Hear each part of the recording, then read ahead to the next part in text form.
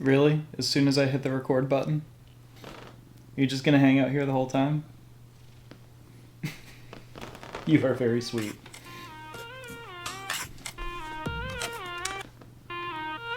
Here's an intro.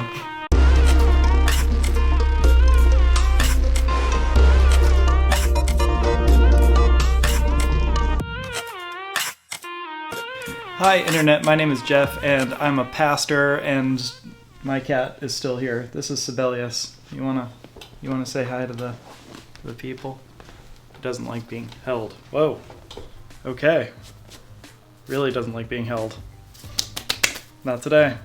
So today we are talking about creation, or creationism, which honestly is something that I cannot believe we're still talking about, but it's still something that a lot of people are talking about. Like, I remember one time I was getting ready to give a talk on creation and evolution and all of these sorts of topics, and somebody pulled me aside before I walked on stage and they said, "Jeff, I am so glad you're giving this talk because I want to believe what the Bible says about creation, and yet I work in a lab, and every single day I go to work and watch evolution happen in a petri dish."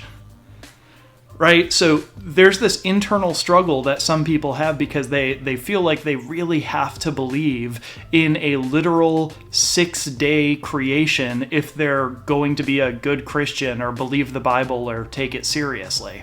This is also something that's such a popular topic that there is an entire museum devoted to it in Kentucky. So clearly this is something that people are still talking about.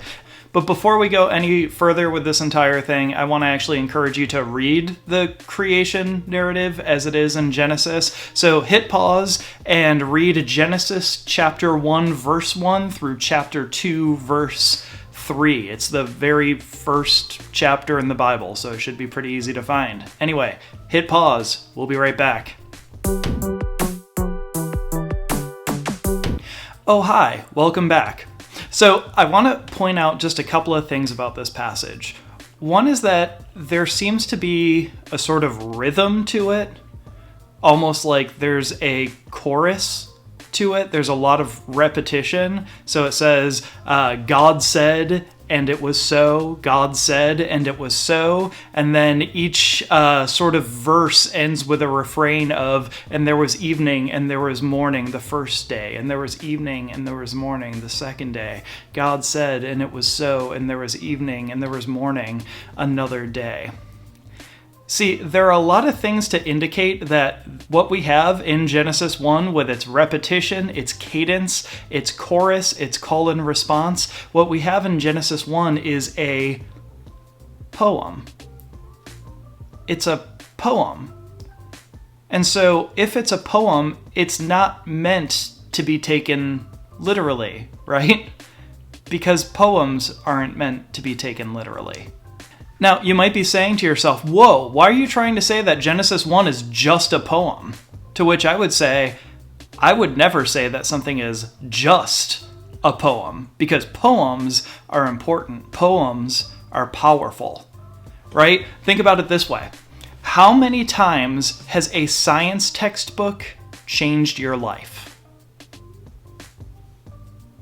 For some of you, you may have read science textbooks that actually did change your life, to which I say, God bless you.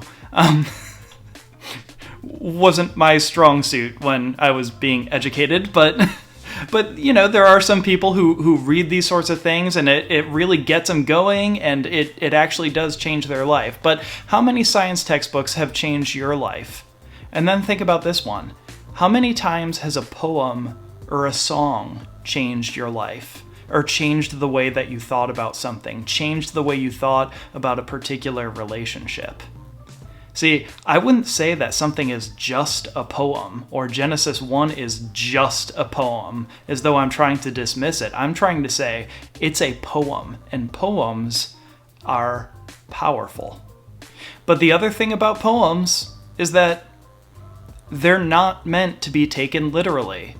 And also, poems aren't science textbooks. And so if we're trying to get all of our information about how the universe was formed from a poem, we're going to come up lacking, because we need science textbooks at some point along with poems to explain what we have going on in this universe. So yeah, poems aren't meant to be taken literally. And in fact, I would even go so far as to say that taking a poem literally dishonors that poem. So think of it this way. It's right after Christmas now. Think about a Christmas song like In the Bleak Midwinter. In the Bleak Midwinter is not a weather report. And if you went to, who was that one written by? Christina Rossetti or something like that? If you went to her and you said, oh man, that song just shows that you are such a good meteorologist, she would probably say something like, what? Because if you read In the Bleak Midwinter looking for a weather report, you are going to come up lacking because it's a poem. But if you go into In the Bleak Midwinter with an open mind and see that it's talking about the hardness of our hearts and the coming of Jesus kind of breaking that hardness, I mean, that's a beautiful thing. And it comes from not taking the poem literally. It dishonors, again, I'll say it dishonors a poem to take it literally. So, do you have to believe that the world was created in 6 literal 24-hour periods in order to take the Bible seriously or be a good Christian or whatever? No, of course you don't have to believe that. Now, there are going to be some people out there who would say, yes, absolutely, you do need to, and they will give you all sorts of proofs about why you need to believe that. But really, I just don't see why that's so important when what we have in Genesis chapter 1 is a poem. Genesis chapter 1 is just trying to do something different than a science textbook is, because they are two vastly different genres.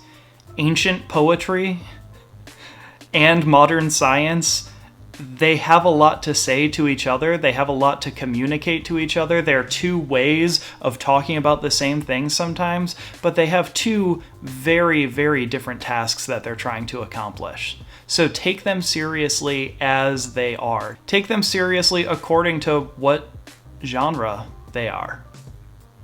Anyway, that's it. Like I said, I can't believe we're still talking about this, but a lot of people are still talking about it, so I thought I'd throw in my 2 cents. Anyway, like, subscribe, click the bell, do all of those sorts of things, and I will see you later. Grace and peace, everybody.